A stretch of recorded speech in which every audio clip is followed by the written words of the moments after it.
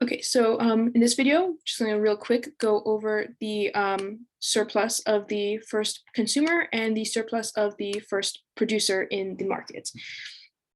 So we've already gone over the consumer surplus, producer surplus, and total surplus before. And just a little thing to note here, when we're talking about like the consumer surplus, we're looking at this, the consumer surplus for all of the consumers that are buying at equilibrium. So we're looking at like this whole area of like the entire triangle, the consumer surplus of everyone that's buying when at equilibrium. And the same thing for the producer surplus. You know, at equilibrium here, we're looking at the surplus of everyone that's producing and selling in the market. Right now, though, for this question, we're looking at the first consumer, which means we're looking at one specific person. So this isn't going to be finding an area. This is just going to be finding a specific value of one specific person's surplus.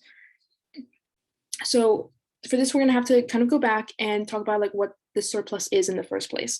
So the surplus is a way of measuring how much benefit someone gets from selling or buying in the market. So in the case right now, we're going to look at the first consumer.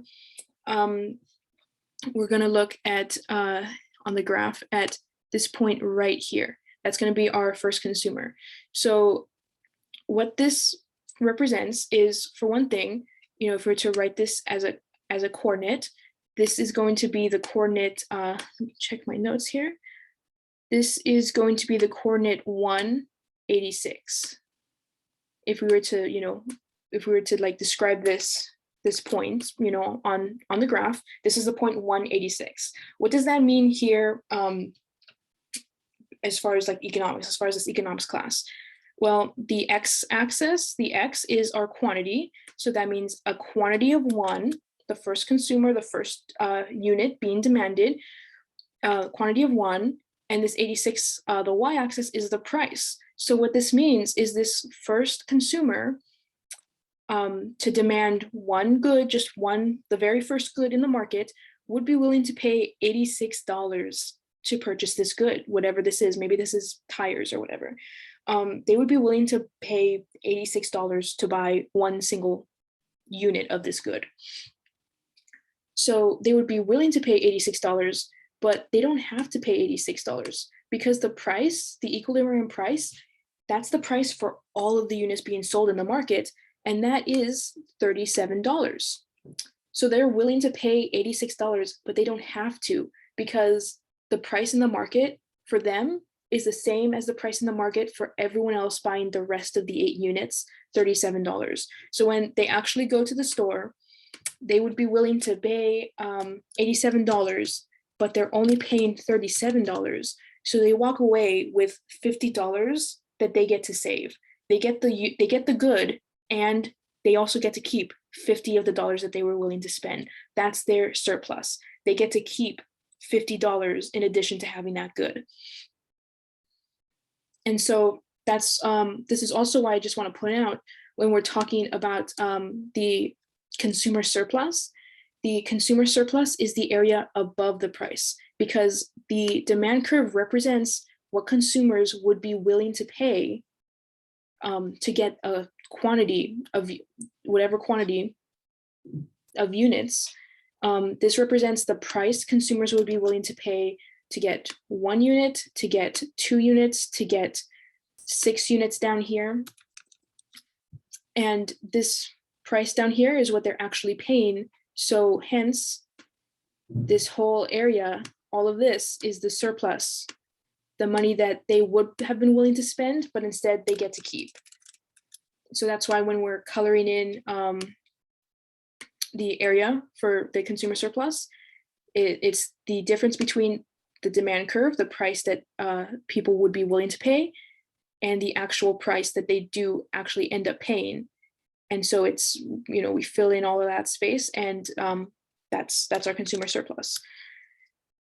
Now with the producer surplus, now we're going to look at the surplus of the first producer. The the consumers get their surplus by saving money, by being willing to spend this much money, but only having to pay that much money. The producers, though, their surplus is by making a profit. The supply curve right here, this represents how much it costs these suppliers to produce this good in the first place. So we have our point right here at 1.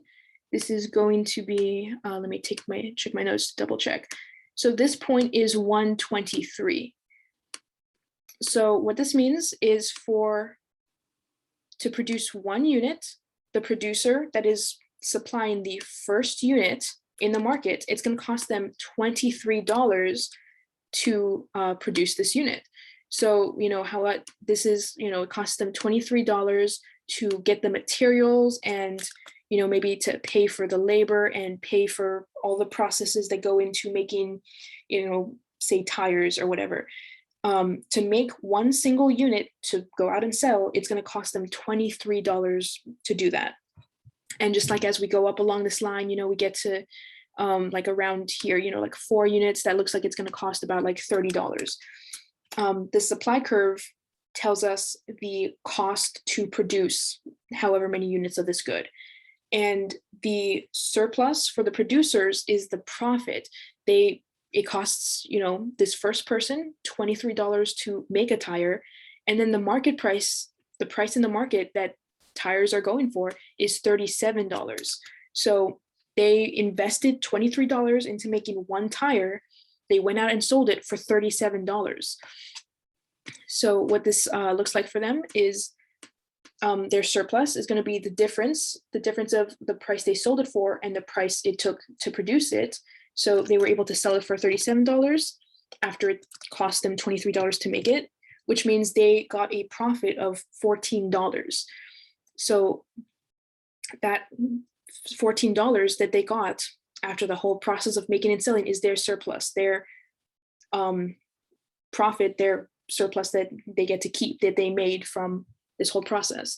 And so that goes just all the way up along the curve.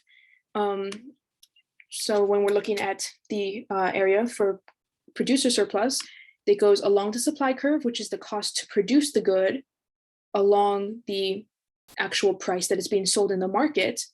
And then the difference in those 2 prices, the money that the producers get to make, is their producer surplus. So just again to